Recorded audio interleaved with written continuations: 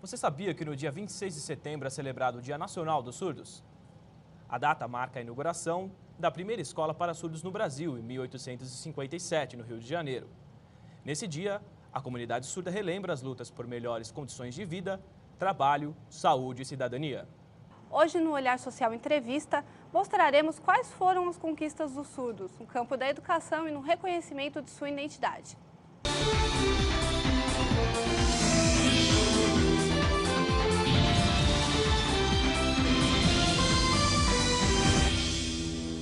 Desde a Declaração Universal dos Direitos Humanos de 1948, pessoas que antes eram consideradas como anormais e viviam isoladas em casas ou manicômios começam a ganhar espaços e direitos. Os surdos eram considerados como doentes e precisavam ser curados, para que pudessem se integrar na sociedade. Hoje em dia, eles têm direito garantido à educação na língua brasileira de sinais, a Libras, há 7 anos reconhecida por lei como a língua oficial da comunidade surda do Brasil. Segundo a Organização Mundial da Saúde, a cada 1000 crianças que nascem no Brasil, entre 3 e 5 têm deficiência auditiva. Um número reduzido dessas crianças avança no processo de escolarização, integração social e ingresso no mercado de trabalho. Esse processo é conhecido como inclusão. De acordo com o decreto de 2005, os deficientes auditivos devem estudar em escolas comuns, ter um intérprete que traduza todas as aulas para a língua brasileira de sinais, conhecida como Libras. A última pesquisa, feita pelo Ministério da Educação, mostrou que 54% das crianças com deficiência auditiva estudam em escolas regulares. Uma lei de 2002 do Ministério da Educação obriga o curso de pedagogia e os cursos superiores que formem professores a ter Libras na grade curricular. Nós entrevistaremos hoje a pedagoga Miriam Martins de Oliveira, que é especializada em deficientes auditivos e vai nos ajudar a entender um pouco mais sobre esse assunto. Olá, Miriam, tudo bem? Oi, Amanda, tudo bem?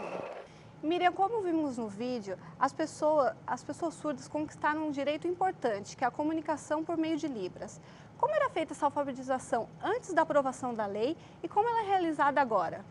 Antes da aprovação da lei, ela já estava se iniciando com o uso de Libras, mas há muito tempo atrás só era utilizado o oralismo.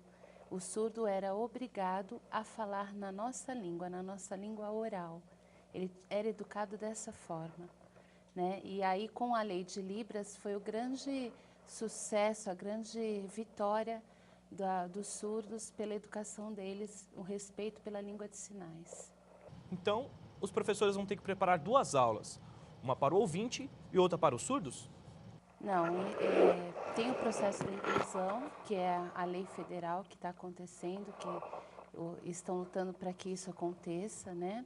Só que as escolas especiais ainda existem e os surdos pela comunidade estão lutando para manter o ensino na língua de sinais na sua própria escola. Então, o professor que pegar uma sala que tenha um surdo, ele deveria de ter noções básicas de Libras, mas também deveria de ter a presença de intérprete na sala de aula. Só que, infelizmente, nós não vimos isso atualmente em todos os espaços escolares. Só ensino regular em sala de aula, ele é suficiente para a educação de uma criança com deficiência auditiva ou é necessário algum reforço para essa criança?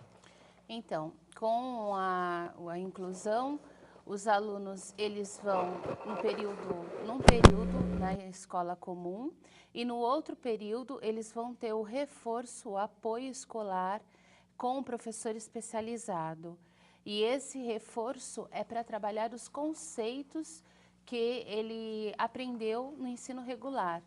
Isso se dá no processo de inclusão. E quanto às escolas especiais? Elas não existem mais, não são mais necessárias?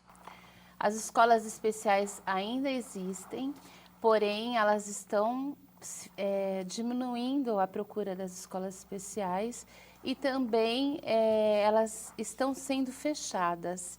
Só que o surdo, em específico, ele luta para manter a escola dele e ter uma educação de surdos, tá? Que é uma educação em língua de sinais. Eles lutam para que isso continue acontecendo e não fechar. Eles saem da modalidade de educação especial e entram para uma modalidade de educação de surdos, que é esse o pedido deles, da educação de surdos. A inclusão de uma criança surda em uma sala onde a maioria é ouvinte prejudica a educação das outras?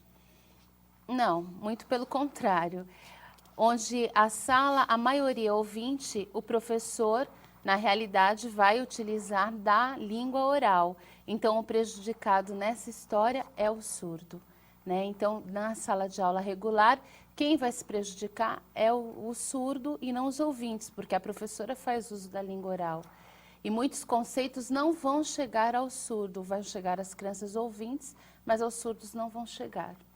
Nós vamos agora para o intervalo e voltamos já com o Olhar Social Entrevista.